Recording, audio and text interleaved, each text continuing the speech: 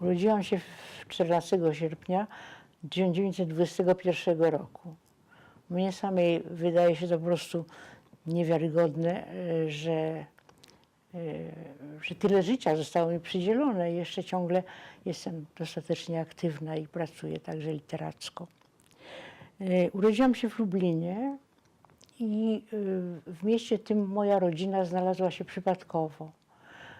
Ojciec miał poprzednio, przed wybuchem rewolucji, miał dwa zakłady fotograficzne w Moskwie, był człowiekiem bardzo zamożnym i tam urodziło się, właśnie poślubił w Moskwie moją matkę, Rosjankę prawosławną, bardzo, bardzo piękną, ale przede wszystkim bardzo mądrą osobę, taką bardzo spokojną, bardzo harmonijną. I no, oczywiście w czasie rewolucji wszystko to stracił i postanowili wyjechać do Polski, ponieważ była to jednak rodzina mojego ojca i cała rodzina stąd pochodziła. Babka pochodziła z Suwałk, była nauczycielką ludową, dziadek zajmował się meblarstwem i pochodził z południowo-wschodniej Polski. Także muszę powiedzieć, że urodziłam się jak gdyby na skrzyżowaniu takiej przekątnej, która przechodzi przez Polskę.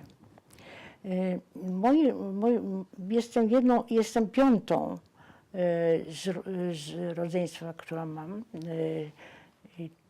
Czworo z nich, jedyna, która urodziła się w Polsce.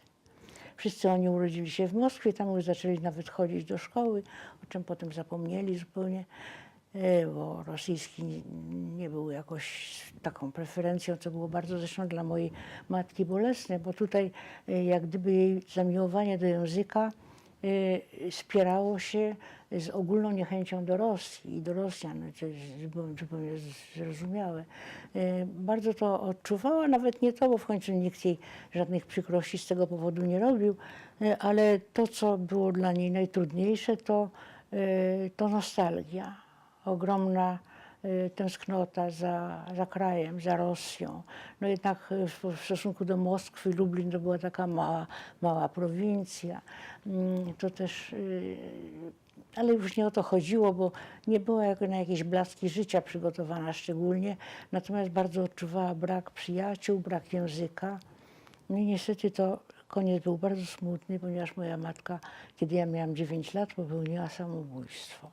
Także zostałam półsierotą, ale w takim gronie, które mi zapewniało jak gdyby pewne bezpieczeństwo i nawet czułość i serce. To byli moi dwaj bracia i dwie siostry.